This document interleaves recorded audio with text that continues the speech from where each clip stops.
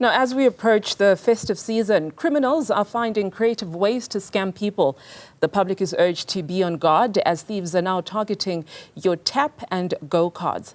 Nerosha Maseti is the lead ombuds for the banking division for National Financial Ombuds Scheme, and she joins me now for this very important conversation.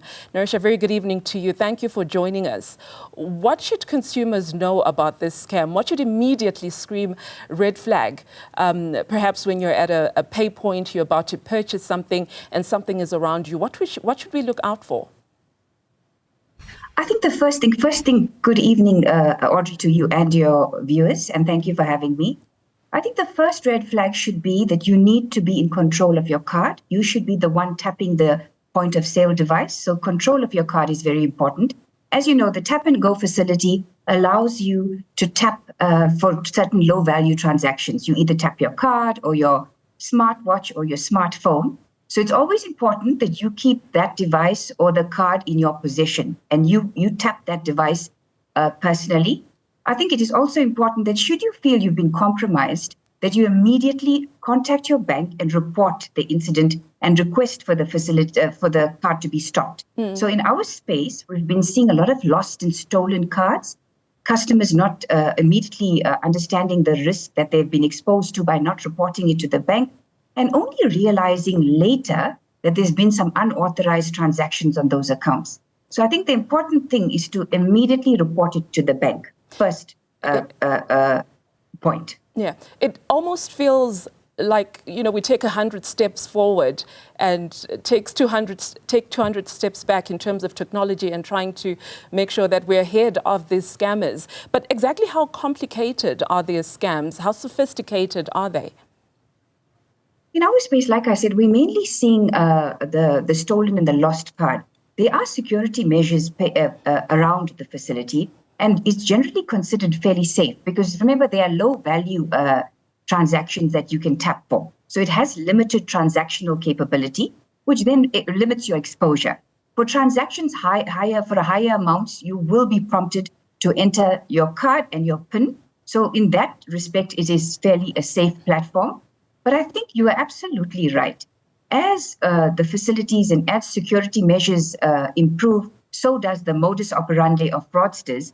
And therefore, we as banking consumers or customers, it is prudent on us to just ensure that we are aware of what the do's and don'ts are in terms of possibly falling victim to these scammers. I guess what I'm trying to establish is what kind of gadgets do they use? I mean, is there anything that one should look out for as you're, perhaps making your purchase at a till point? Do they move around with, any kind of gadgets that one could look out for? I presume they're walking around with something that's similar to what the point of sale machine is, to try and read that data. In our space, I mean, we don't have privy to that kind of information. The nature of the complaint would be my card and PIN was lost, and subsequently, like I indicated earlier, there were unauthorized transactions. I haven't really seen intricate detail in terms of what device was used and how complicated the actual device was in terms of accessing that data. You mentioned of hundreds and thousands of people that, have fallen a victim to this scam. What is the best way to protect your money? Also, I think more importantly, what responsibility do banks have once you then have an opportunity to make that report? What are the chances of recovering your money and having some of these transactions reversed? The modus operandi you've made mention of is something we dealt with last year, Audrey. It was where stolen card information was used to link it to a smartphone or a smartwatch, and then they started transacting on those on that platform for unlimited amounts.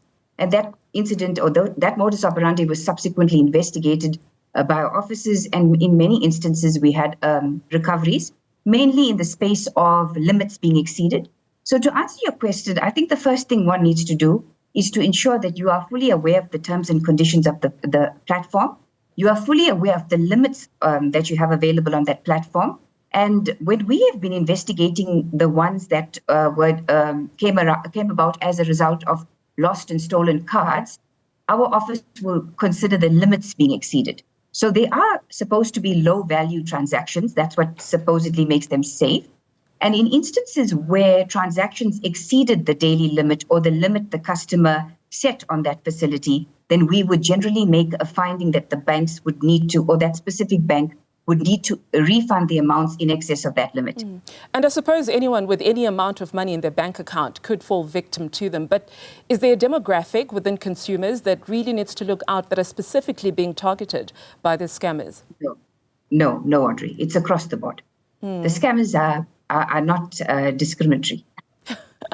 I suppose as long as you have money in your bank, you need to take care of it. But as long as you have money in your bank, you are a possible victim. I know you've already... I think... Yes, please go ahead. Sorry.